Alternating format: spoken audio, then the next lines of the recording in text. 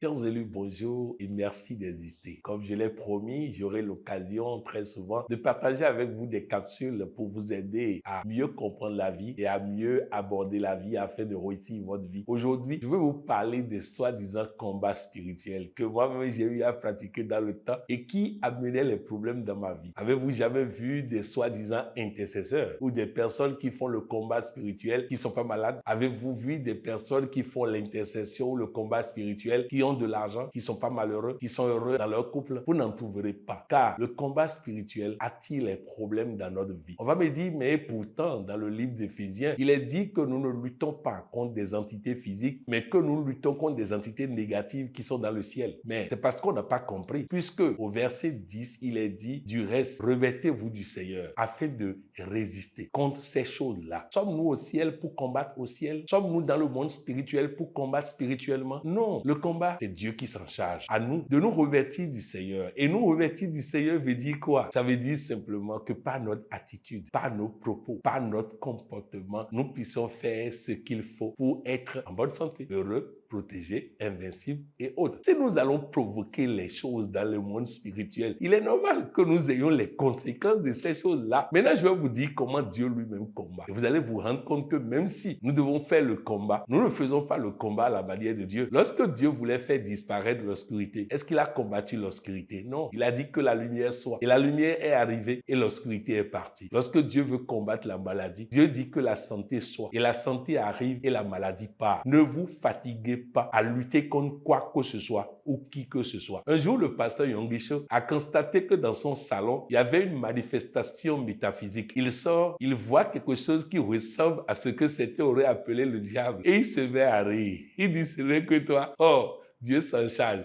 Et il est allé dormir. Mes chers amis, c'est comme ça que ça se passe. Je vais aller plus loin, vous allez comprendre. Car si vous ne comprenez pas, vous allez vous fatiguer à faire des soi-disant combats inutiles. Un jour, un pasteur de Burkina, un pasteur des assemblées de Dieu, est allé pour évangéliser quelque part. Il est allé pour apporter le message de Dieu quelque part. Il avait prévu une prédication de 17 pages. Il arrive là-bas, il prend ces 17 pages, il veut démarrer, et une voix intérieure lui dit, pas l'heure seulement de la sorcellerie. Écoutez bien les amis. La voix intérieure lui dit, pas l'heure seulement de la sorcellerie. Il a voulu désobéir, la voix a insisté et il a fini par dire aux gens, Dieu me dit de vous dire que vous êtes embêtés par la sorcellerie. Si tel est le cas, je suis à tel hôtel. Venez me voir et je vais vous débarrasser de ça. Il finit son message, il rend tout, donc à peine 1 minute 30 de message, et il repart à l'hôtel. Le soir, il sent les manifestations métaphysiques sur le toit. On sent des pas sur le toit. On sent des présences. Un monsieur est venu le menacer, qu'il ne vivra pas jusqu'au lendemain. Il a répondu simplement au monsieur, si Dieu est un menteur, je vais mourir cette nuit. Si Dieu n'est pas menteur, je serai vivant demain matin. Le monsieur est parti. Son assistant est venu le voir. Pasteur, mais c'est dangereux. Il faut qu'on fasse un combat. Il dit, tais-toi. Le combat n'est pas à toi. Le combat est à Dieu. Et il s'enchaîne déjà. Il dit, il est allé simplement sur la télé et après, il est allé dormir. Le lendemain matin, le monsieur qui est venu le menacer est venu avec toute sa famille, une cinquantaine de personnes. Il dit, pasteur, ton Dieu est fort, ton Dieu est bon. Alors sauve-moi ma famille. Mes chers amis, ce n'est pas à nous le combat. Ce n'est pas à nous de combattre. Je vais vous donner un autre exemple. Le pasteur Benson Idahosa, ce merveilleux homme de Dieu qui a compris qu'il n'a pas à combattre, que le combat n'est pas pour lui, était dans sa maison lorsqu'il voit à la télé un monsieur dit qu'au Nigeria, il y aura le congrès mondial des sorciers. Il était étonné de voir que les sorciers ne se cachent plus et passent à la télé.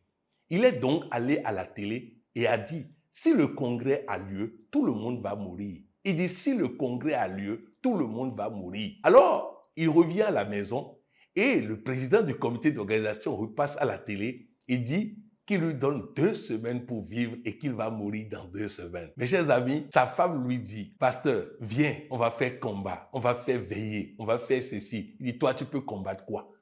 Toi, tu peux combattre quoi? Le combat n'est pas à toi, le combat n'est pas à moi, le combat est à Dieu. Si Dieu est un traître, ils vont me tuer. Si Dieu n'est pas un traître, ils ne pourront pas me tuer. Il dit, la parole de Dieu dit, manger est une action de grâce. Alors prépare-moi du bon poulet. Je vais manger pour célébrer la victoire de Dieu. Quelques jours après, la télévision demande une rencontre en direct à la télé entre les deux.